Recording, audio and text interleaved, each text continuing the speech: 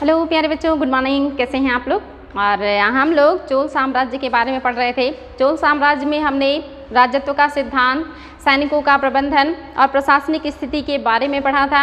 I hope आपने उसको अच्छे से देखा होगा, समझा होगा और आप लोगों को कोई प्रॉब्लम नहीं हुई होगी। अगर कोई प्रॉब्लम होती है तो क्वेश्चन कीजिएगा कमेंट बॉक्स में, उसका जवाब दिया जाएगा। और अगर उसके बावजूद भी प्रॉब्लम सॉल्व नहीं होती या उससे आपको लगता है कि नहीं हो पाएगा तो नंबर दिए हुए हैं डिस्क्रिप्शन में, उस पर आप कॉल कर सकते हैं और अपने सारे जो भी डाउट्स हैं उसको क्लियर कर सकते हैं। तो चलिए आज जो बचे हुए पॉइंट्स हैं या आगे का जो है टॉपिक है उसे हम डिस्कस करेंगे चोल साम्राज्य के बारे में। उसके बाद आप लोगों को बाय मैप थोड़ा सा फिर से बताएंगे चोल साम्राज्य के बारे में और फिर जो है आज का क्लास ख़त्म करेंगे। तो आज का जो शुरुआत है वो न्याय व्यवस्था से हो रहा है। और न्याय व्यवस्था में क्या है तो सम्राट के न्याय को धर्मासन कहा जाता था, यानी कि जो सम्राट होते थे जहाँ से वो बैठ कर के न्याय करते थे या जहाँ पे वो सुनवाई करते थे मुकदमों की, उसको धर्मासन कहा जाता था। इसके अलावा न्यायालय के पंडित को धर्म भट्ट कहा जाता था, यानी कि जिस पे बैठ के राजा करते थे सुनवाई वो धर्मासन, और उसका जो पंडित होता था यानी कि राजा की मदद के लिए जो वहाँ पे अधिकारी होते थे या व्यक्ति होते थे या जो न्यायाधीश होते थे उन्हें धर्म भट्ट कहा जाता था। क्योंकि पहले के जो न्याय दिए जाते थे वो धार्मिक पुस्तकों को पढ़ के दिए जाते थे या धार्मिक आधार पर दिए जाते थे, और उन धार्मिक पुस्तकों का जो ज्ञाता होता था वो पंडित वर्ग होता था या पुरोहित होता था। तो ये लोग राजा की मदद करते थे कि कौन से जो है सज़ा के लिए कौन से गलती के लिए कौन सी सज़ा देनी चाहिए।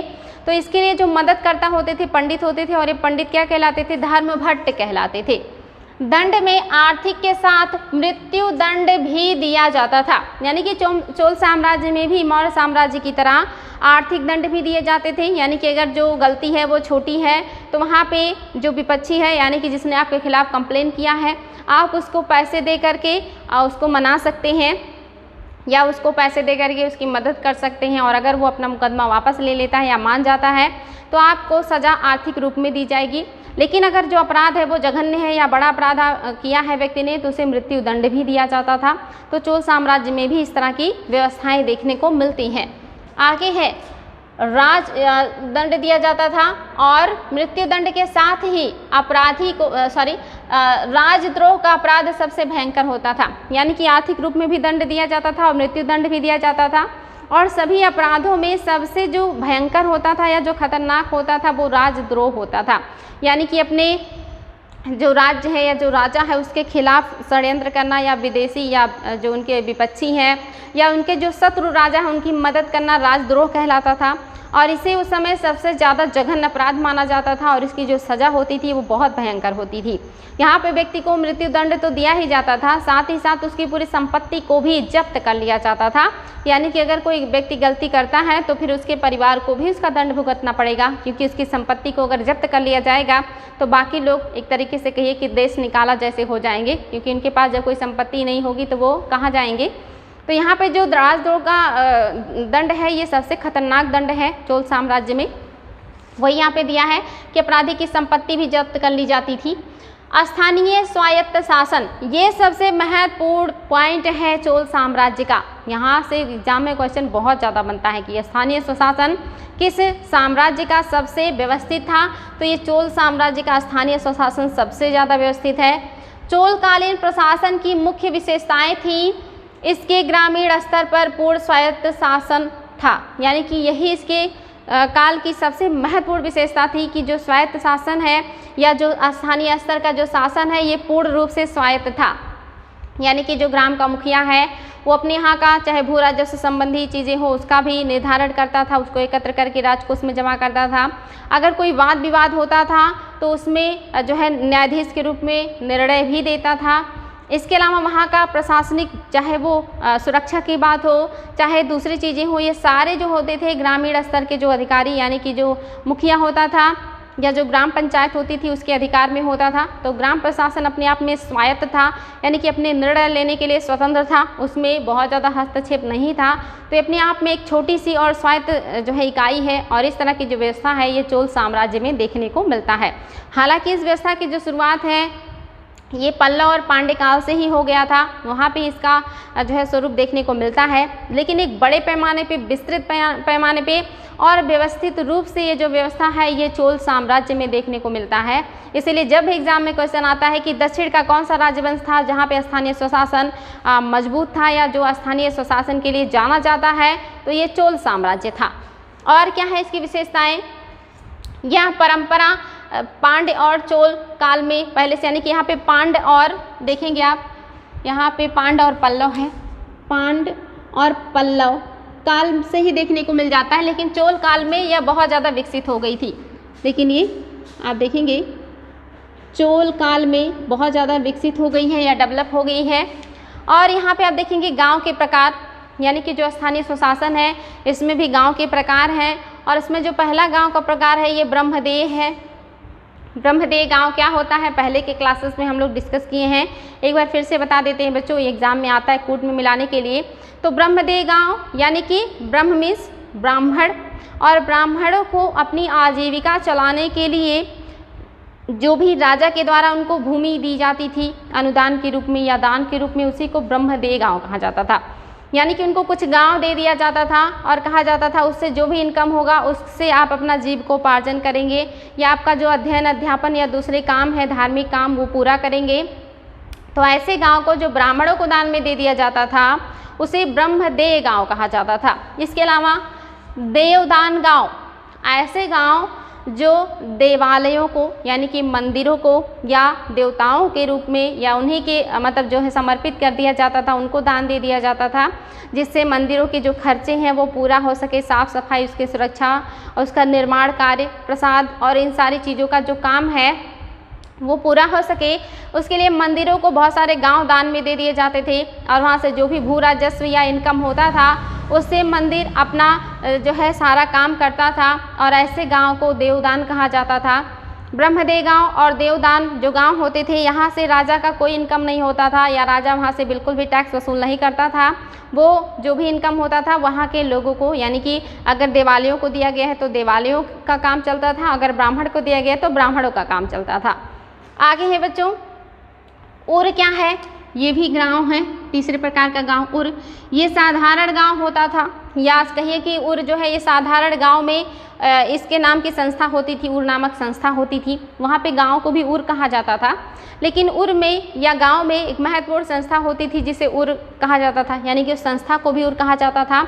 और उर का कार्य क्या था कि समिति को, जिसको आलुंगवन या आलुंगड़म अथवा गणम कहा जाता था, यानी कि ये जो उर होता था ये इसकी जो कार्य समिति होती थी उसको आलुंगड़म या गणम कहा जाता था। यानी कि उर क्या है, साधारण गांव है, या सही भाषा में कहें तो साधारण गांव में उर नामक संस्था होती थी और उन संस्थाओं में समितियां होती थी और वो समितियां ही उर का प्रशासन देखती थी या गांव का प्रशासन देखती थी। और ये लोग जो होते थे इन समितियों को क्या कहा जाता था, तो आलुंगड़म या गणम कहा जाता था।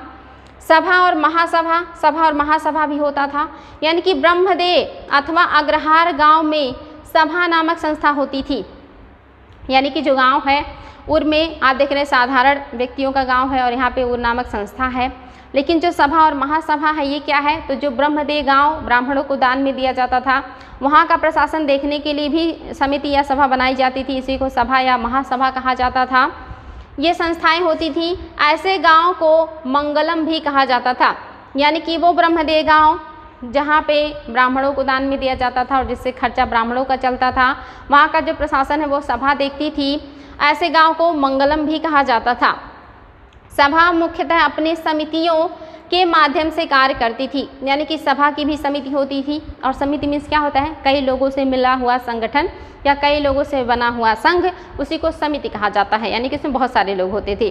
तो सभा की भी अपनी समिति थी, उर की भी अपनी समिति थी। उर जो है ये साधारण गांव का समिति है, सभा जो है ये ब्रह्मदेह गांव का समिति है जो कि वहाँ का प्रशासन देखती है। इसके अलावा आप देखेंगे कि सभा मुख्यतः अपने समितियों के द्वारा कार्य करती है जो वरीयम कहलाती है, यानी कि यहाँ का जो सभा है ये क्या कहलाता है, या जो समिति है ये क्या कहलाता है, तो ये वरीयम। यहाँ की समिति आलुंगड़म या गणम और ब्रह्मदेह गांव की जो समिति है उसको वरियम कहा जाता था और इसके जो सदस्य होते थे उनको वरियर कहा जाता था। इम्पॉर्टेंट है बच्चों, ध्यान देंगे कि जो सभा है ये ब्रह्मदेव गांव का संगठन है या समिति के रूप में काम करती है, यानी कि समिति के द्वारा काम करती है और ये समिति वरियम कहलाता है। इन समितियों के जो सदस्य हैं वो वरियर कहलाते हैं। इम्पॉर्टेंट है। आगे है महासभा को पेरुगुर कहा जाता है और इसके सदस्यों को पेरुमक्कल कहा जाता है। इम्पॉर्टेंट है, ये महासभा है और ये भी कंट्रोल करती है इस तरह के गांव के, चाहे वो ब्रह्मदेव गांव हो या ग्रहार गांव हो या देवदान के रूप में दिए गए गांव हो, इन सब को ये लोग कंट्रोल करते हैं, महासभा भी। और इसके आप देख रहे हैं कि महासभा को पेरुगुर कहा जाता था और इसके सदस्यों को पेरुमक्कल कहा जाता था और इनका जो समिति होता था उसे पेरुमक्कल वरियर कहा जाता था। पेरुमक्कल वरियर यानी कि समिति है और उसका जो काम करने वाला है उसे भी वरियर कहा जाता था। तो ये गांव हैं, गांव के प्रकार हैं, उनको कंट्रोल करने के लिए सभाएं हैं और उसमें सभाओं में मैंने आपको बताया कि साधारण गांव में उर है, ब्रह्मदेव गांव में सभा है, इसके अलावा और जो गांव है वहाँ पे महासभा कंट्रोल कर रही है। ये सारे लोग वहाँ के प्रशासन को देख रहे हैं, वहाँ की चीज़ों को कंट्रोल कर रहे हैं। तो इम्पॉर्टेंट है बच्चों।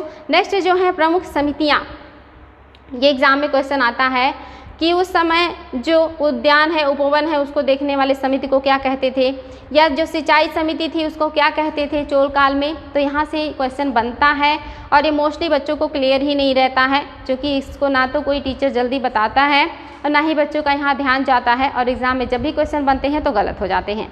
तो यहाँ पे आप देखेंगे प्रमुख समितियाँ हैं। पहला जो समिति है ये क्या है, लोटावरियम। और लोटावरियम क्या है, ये उपवन समिति है, यानी कि जो बाग बगीचों का, जो पेड़ पौधों को लगाने का, उनकी सुरक्षा करने का, फल उद्यान, इस तरह के जो उद्यान होते हैं उनका जो देखभाल करता है वो लोटावरियम है। एनवरियम, वेरी वेरी इंपॉर्टेंट। एनवरियम क्या है, ये सिंचाई समिति है, यानी कि जो सिंचाई का प्रबंधन करता है। भू राजस्व आप जान रहे सबसे बड़ा स्रोत है और उसके लिए भूमि में कृषि करना पड़ेगा और कृषि में सिंचाई की बहुत ज़्यादा ज़रूरत पड़ती है। तो सिंचाई विभाग का जो अधिकारी है या जो समिति है उसको क्या कहा जाता है, एनवरियम। ये चोल काल के शब्द हैं। नेक्स्ट जो है ये है पंचभार। पंचभार क्या है, तो ये झगड़ों का निपटारा करने वाला समिति है। पंचमीस आप जानते हैं कि पंचमीस जो गांव के लोग होते हैं वो लोग, यानी कि और उनका भार जिस पर हो वो कौन है, वो पंचभार है और ये क्या करता है, तरह तरह के झगड़ों का निपटारा करता है। ये समिति भी इम्पोर्टेंट है। इसके अलावा आप देखेंगे पोन्नवरियम, जो चौथा है ये पोन्नवरियम है और ये क्या है, स्वर्ण समिति। यानी कि आप देखेंगे जो सोने वगैरह की खानें हुआ करती थी, जहाँ से सोना निकलता था, उस सोने को निकालना, फिर साम्राज्य में उसका सिक्के के रूप में ढलाई होता था, फिर गहनों के रूप में ढलाई होता था, उसके बर्तन भी बनाए जाते थे पहले के ज़माने में। तो इन जो सोने की खानें होती थी, इन सब का निरीक्षण करने वाला या इस पर नियंत्रण करने वाला कि क्या होगा, कैसे निकलेगा, कहाँ जाएगा और इसका क्या बनेगा, इन सारी चीज़ों का जो निरीक्षण करने वाली होती थी उस समिति का नाम पोन्नवरियम था। और जो आपका लास्ट है पांचवा समिति, ये है उदासिक वरियम। उदासिक वरियम, उदासिक मतलब मैंने आपको बताया भी था कि सन्यासी को उदासिक कहा जाता है। तो ये उदासिक वरियम है और ये क्या है, सन्यासियों एवं विदेशियों को देखने वाला है, उनके ऊपर नियंत्रण रखने वाला। यानी कि इसमें जो समिति बनाई जाती थी उदासिक वरियम, ये सन्यासियों को, साधु संतों के ऊपर भी नियंत्रण रखती थी या देखती थी कि ये क्या कर रहे हैं। इसके अलावा ये विदेशियों के आवागमन पर भी नियंत्रण रखती थी या कंट्रोल रखती थी या ध्यान देती थी। तो ये समिति भी है उदासिक वरियम, वेरी वेरी इंपॉर्टेंट। ये 5 समितियां हैं जिनके माध्यम से जो चोल शासक हैं वो अलग अलग क्षेत्रों के ऊपर कंट्रोल रखते थे या उन पर निगरानी रखते थे या उनके कार्य का संचालन किया करते थे। ये इंपॉर्टेंट है बच्चों। आगे है ग्राम सभा की बैठकें। ग्राम सभा की बैठकें मंदिर या मंडप में होता था। मंडप आप जानते हैं मंदिर का एक भाग होता था जो बड़े हाल के आकार का होता था या बड़ा हाल नुमा जो है आकृति बनाई जाती थी। दक्षिण के मंदिरों में मंडप एक महत्वपूर्ण भाग है, जिसमें आप देखते हैं रंग महल भी होता है, मंडप भी होता है, गर्भगृह भी होता है। तो यहाँ पे मंडप बनाया जाता था। मंडप मीन्स जहाँ पे जो देवता होते हैं उनका शादी ब्याह किया जाता है और वहाँ पे बड़े पैमाने पे लोग इकट्ठा होते हैं। और अगर किसी जो है वाद विवाद का निपटारा करना होता है तो भी मंदिर के अंदर जो मंडप होते हैं लोग वहाँ बैठ करके सभाएं किया करते थे या डिस्कस किया करते थे। और वो मंदिर काफ़ी भव्य होते थे और उनका जो मंडप होता था ये मंदिर का सबसे बड़ा भाग हुआ करता था। और ये चीज़ दक्षिण के मंदिरों में देखने को मिलता है।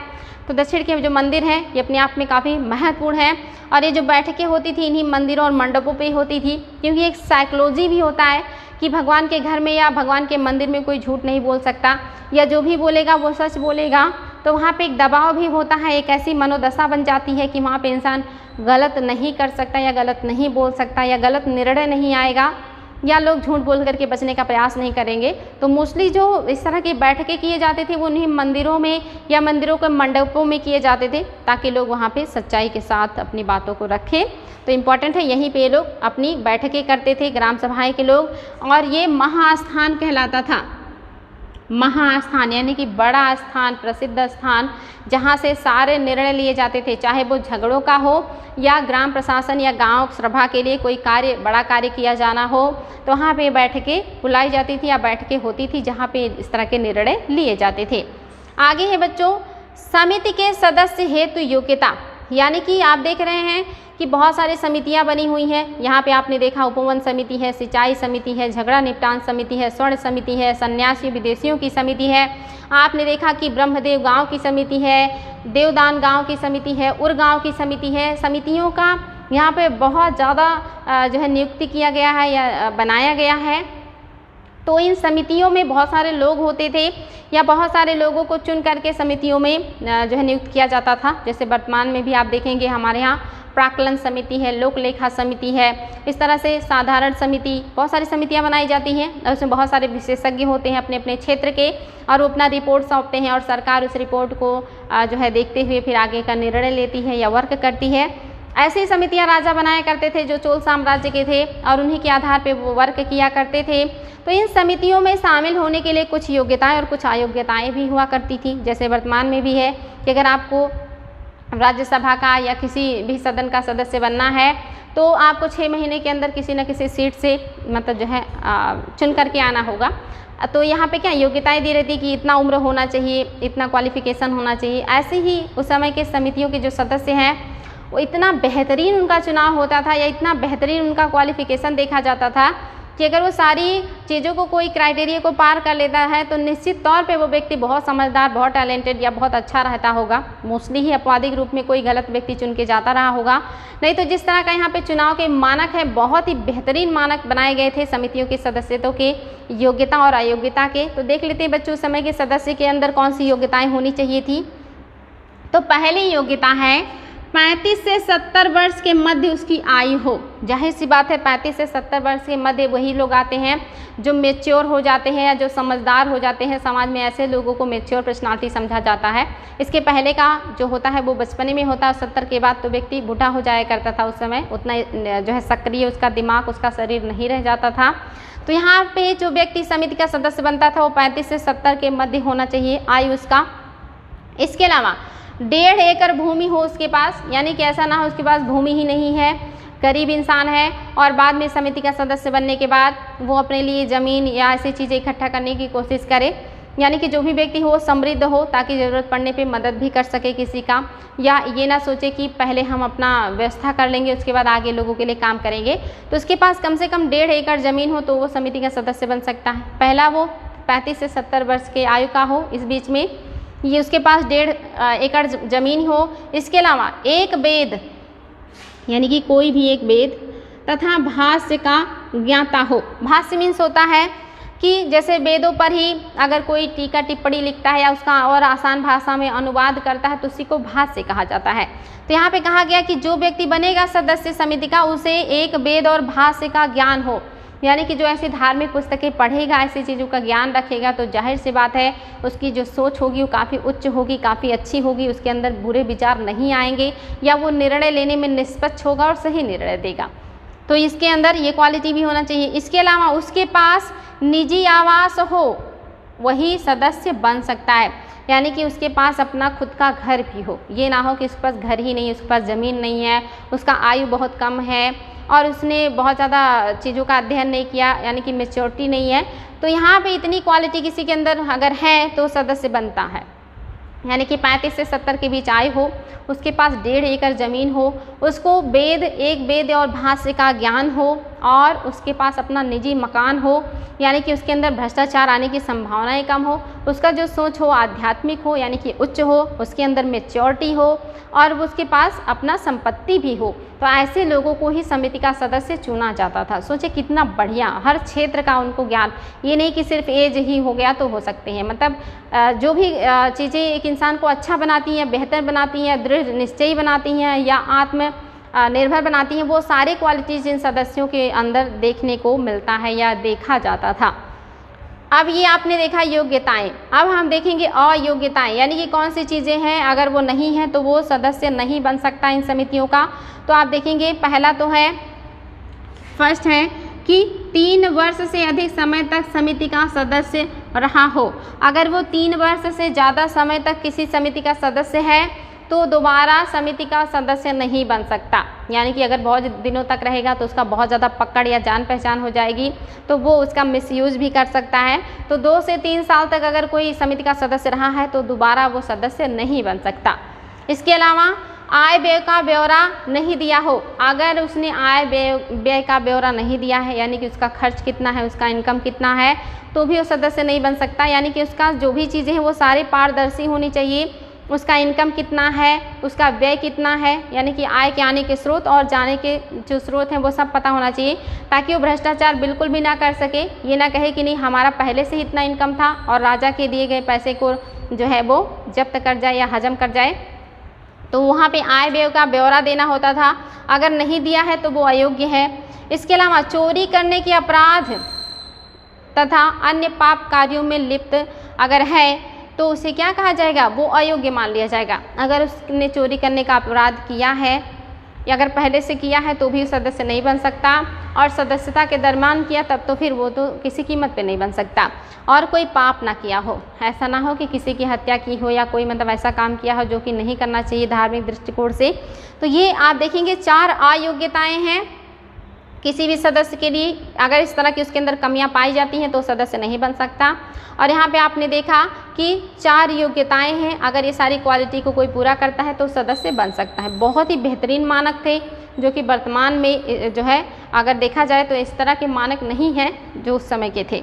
आगे है बच्चों, सभा में अक्सर सर्वसम्मति से निर्णय लिया जाता था। यानी कि सभाओं में ज़्यादातर जो निर्णय होते थे वो सर्वसम्मति से ही लिया जाता था और ग्राम सभा को राज्य के सारे अधिकार प्राप्त होते थे। यानी कि जो भी अधिकार राज्य को मिलता है, प्रशासन का, न्याय का, ये सारे अधिकार जो हैं वो किसे प्राप्त है, वो यहाँ के ग्राम सभाओं को दिया गया है। और जो भी निर्णय होता था वो मोस्टली सर्वसम्मति से लिया जाता था। यानी कि जाहिर सी बात है जब कोई चीज़ सर्वसम्मति से होगा तो उसमें अच्छा ही निर्णय लिया जाएगा। यानी कि अगर कुछ व्यक्ति भी विरोध करते हैं तो वो निर्णय मान्य नहीं होगा। तो बिल्कुल ये सोचने वाली बात है कि बिल्कुल सही निर्णय लिए जाते रहे होंगे उस समय। और इनको सारे अधिकार प्राप्त हैं। ये न्याय का भी कार्य करते थे, ये वेरी वेरी इंपॉर्टेंट है। इनके पास बैंक भी होते थे या इनका अपना बैंक भी होता था। और ये क्या होता था, तथा ये क्या करते थे, धन को यानी कि पैसे को, भूमि को यानी कि लैंड को, तथा धान्य को यानी कि अनाज को भी अपने पास जमा करते थे। यानी कि अगर किसी के पास पैसा है तो वहाँ पैसे को जमा कर सकता है, किसी के पास अनाज है तो अनाज को जमा कर सकता है, कोई अपनी ज़मीन वहाँ पे जमा करना चाहता है या गिरवी रखना चाहता है तो वो भी रख सकता है। तो ये बैंक के रूप में भी ग्राम सभाएं काम करती थी और वो धन, भूमि और धान्य यानी कि पैसा, ज़मीन और अनाज के रूप में अपने पास जमाए रखती थी या जमा करती थी। इसके अलावा जो है गांव की सभी अक्षय निधियां ग्राम सभा के अधीन होती थी। ये भी इम्पोर्टेंट है। अक्षय निधियां मीन्स क्या होता है कि जो संपत्ति या जो निधि क्षय नहीं होता, जैसे भूमि, जैसे भवन, जैसे पेड़ पौधे, यानी कि ऐसी चीज़ें जो लॉन्ग टाइम तक रहती हैं, जो जल्दी ख़त्म नहीं होती, जल्दी उनका क्षरण नहीं होता, जैसे जलाशय, ये सब क्या है, इन पर ग्राम सभा का नियंत्रण होता था। यानी कि ग्राम सभा अगर चाहे तो किसी को भी रोक सकती है उसे यूज़ करने के लिए, अगर किसी को चाहे तो ज़मीन दे सकती है, उसे जलाशय का उपयोग करने की अनुमति दे सकती है, उसे बागान का काम दे सकती है, या मतलब ये सारे अधिकार अच्छे निधियाँ जो है, यानी कि जो जल्दी क्षरण नहीं होता, जिनका ऐसी निधि ऐसी संपत्ति, उस पर ग्राम सभा का ही अधिकार होता था। आगे है बच्चों, यह मंदिरों, शिक्षण संस्थाओं तथा दान गृहों का भी प्रबंधन चलाती थी। यानी कि जो ग्राम सभाएं होती थी ये किसका किसका प्रबंधन करती थी, मंदिरों का, यानी कि जितने भी मंदिर होंगे उन सब का प्रबंधन ग्राम सभाएं करेंगी। जितने भी शिक्षण संस्थान होंगे यानी कि विद्यालय होंगे उनका भी प्रबंधन ये ग्राम सभाएं ही किया करती थी। इसके अलावा जितने भी दान गृह हुआ करते थे उस समय, जो भी दान देने का काम करती थी, उन पर भी नियंत्रण या उनका भी संचालन ग्राम सभाएं ही करती थी। तो वेरी वेरी इंपॉर्टेंट है बच्चों, ध्यान देंगे। बहुत ही बढ़िया जो है व्यवस्था है, बिल्कुल स्वायत्त है ग्राम प्रशासन, हर क्षेत्र में उसका अधिकार है, वो जो चाहे काम करने के लिए स्वतंत्र है। छोटे स्तर से लेकर के बड़े स्तर तक का जो काम है वो ग्राम स्तर पे किया जाता था। इसीलिए चोल काल का जो ग्राम प्रशासन है या स्थानीय प्रशासन है ये बहुत ज़्यादा इम्पॉर्टेंट है, महत्वपूर्ण है। इसके अलावा ऐसा गांव जहां व्यापारी निवास करते थे वह नगरम कहलाता था या नगरम नामक संस्था के अधीन होती थी, या वहाँ पे नगरम नामक संस्था गठित की जाती थी। यानी कि हर जगह संस्था है, हर जगह समिति है, अलग अलग तरह की जो वहाँ को कंट्रोल करती हैं। जैसे अगर व्यापारियों का गांव है तो जाहिर सी बात है आधुनिक होगा, थोड़ा वहाँ पे व्यवस्थाएं होंगी, तो उसे नगरम कहा जाता था, या वहाँ पे नगरम नामक संस्था होती थी, या वहाँ के लिए नगरम नामक संस्था का गठन किया जाता था जो व्यापारियों के गांव के ऊपर कंट्रोल रखती थी या व्यापारियों के गांव का प्रबंधन करती थी। तो वेरी वेरी इंपॉर्टेंट है बच्चों, नगरम क्या है, तो व्यापारियों के गांव का नियंत्रण या कंट्रोल या वहाँ की देखभाल करने वाली जो संस्था होती थी वो नगरम कहलाती थी। नगरों में व्यापारियों की अपनी संस्था थी जिसे मणिग्रामम कहा जाता था। ये तो गांव हो गया, ऐसा गांव जहाँ पे व्यापारी निवास करते हैं, वहाँ पे जो संस्था है ये नगरम है। लेकिन अगर व्यापारी नगर में निवास करता है और नगरों में जो व्यापारियों की संस्था है वो संस्था क्या कहलाएगी, उसको कहा जाएगा मणिग्रामम तथा वालनजियर या वालंजियर, कहीं कहीं दिया रहता है वालंजियर। तो इम्पॉर्टेंट है बच्चों ये वर्ड्स, वालंजियर कहिए, वालनजियर कहिए। तो वेरी वेरी इंपॉर्टेंट है। अगर व्यापारी गांव का निवासी है, गांव में निवास करता है, तो उस पर जो संस्था कंट्रोल करेगी वो नगरम है। अगर वो नगर में निवास कर रहा है तो उसको जो कंट्रोल करने वाली संस्था है वो मणिग्रामम है या वालंजियर है, मणिग्रामम या वालंजियर। तो इम्पॉर्टेंट है बच्चे, आप देख रहे हैं कैसे कैसे छोटे छोटे स्तर से लेकर के बड़े स्तर तक का जो कार्यभार है वो अलग अलग समितियां देख रही हैं, अलग अलग विभागों के लिए समितियां बनाई गई हैं। ग्राम स्तर पर कितना ज़्यादा स्वायत्तता है, कितनी बेहतरीन तरीके से वर्क किया जाता था चोल साम्राज्य में। इतना बारीकी से अध्ययन करने के बाद आप लोगों को अच्छा लग रहा होगा कि साउथ में भी ऐसे जो है प्रशासन किया जाता था और ये करके चोल शासकों ने दिखाया है। अभी और भी बहुत सारे इंपॉर्टेंट पॉइंट्स बचे हैं जो एग्ज़ाम में बहुत ज़्यादा आते हैं, उसको हम आगे के क्रम में डिस्कस करते रहेंगे। लेकिन अभी हम एक बार मैप पे नज़र डालेंगे, एक बार फिर से आप लोगों को इनके बारे में बताएंगे ताकि आप लोगों को ये सारी चीज़ें बिल्कुल जो है याद हो जाए। हमने डिस्कस किया था बच्चों कि यहाँ पे एक पतला सकरा जो है राज्य था, इसको कहा जाता था, आपको पता है कि ये केरल राज या केरल पुत्र था। वर्तमान में भी केरल कुछ इसी तरह का है। उस समय यहाँ पे शासन करने वाले केरल पुत्र, या मौर्य काल में आपने देखा था इनको सतीय पुत्र भी कहा जाता था। और इसके अलावा जो सबसे फेमस नाम है इनका वो चेर है, चेर। इसके अलावा हमने यहाँ पे देखा था कि एक और साम्राज्य था, ये पांड्य था, पांड्य। और इसके ऊपर हमने देखा था जो साम्राज्य था वो चोलों का था, चोल। और इधर जो था ये आपने देखा था होयसल थे, होयसल, यहाँ पे होयसल थे। इसके ऊपर आपने यहाँ पे देखा था काकतीय वंश था, काकतीय, जो कि मतलब छोटा सा एक तरीके से कहेंगे देश था। और इसके ऊपर आप देखेंगे यहाँ पे जो उड़ीसा था उसको उस समय कलिंग कहा जाता था, कलिंग था।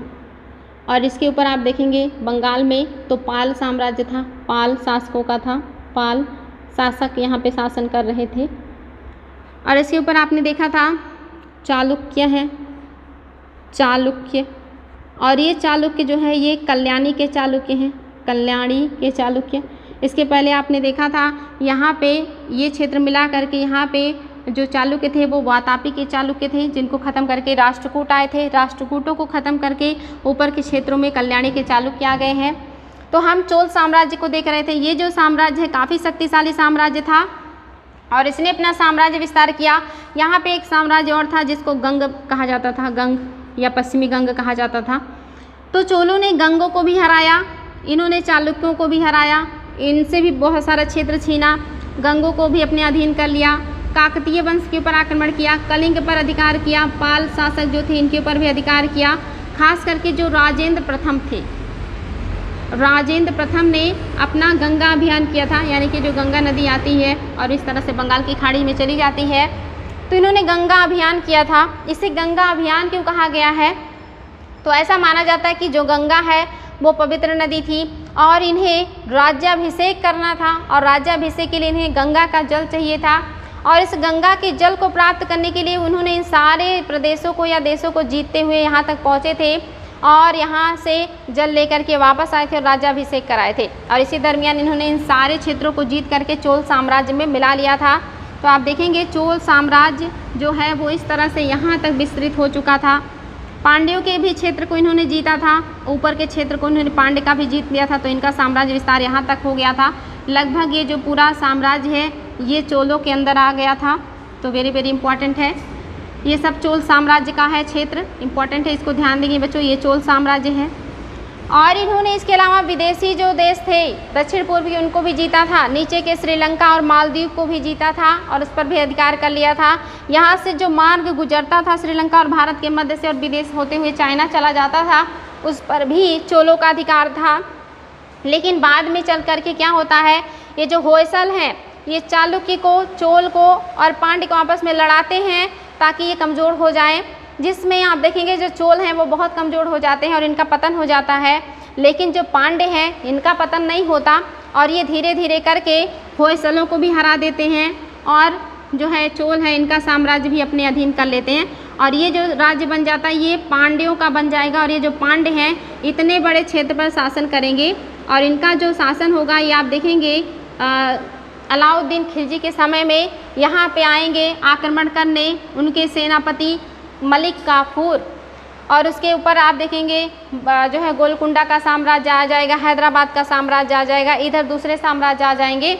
ये सारी चीज़ें फिर विस्थापित हो जाएंगी और मध्यकाल में आते आते ये पांड्य साम्राज्य बहुत मजबूत हो जाएगा और जिसको हराएंगे मलिक काफूर जो कि सेनापति थे जो है अलाउद्दीन खिलजी के। तो यहाँ तक आई होप बच्चों आप लोगों को समझ में आया होगा, आई होप बहुत अच्छे से समझ रहे होंगे, कोई दिक्कत नहीं हो रहा होगा। अगर कोई दिक्कत होगा तो हम आप लोगों के लिए बिल्कुल हैं, कोई दिक्कत नहीं है। तो आज के लिए रहने देते हैं, फिर नेक्स्ट डे मिलेंगे। Thank you.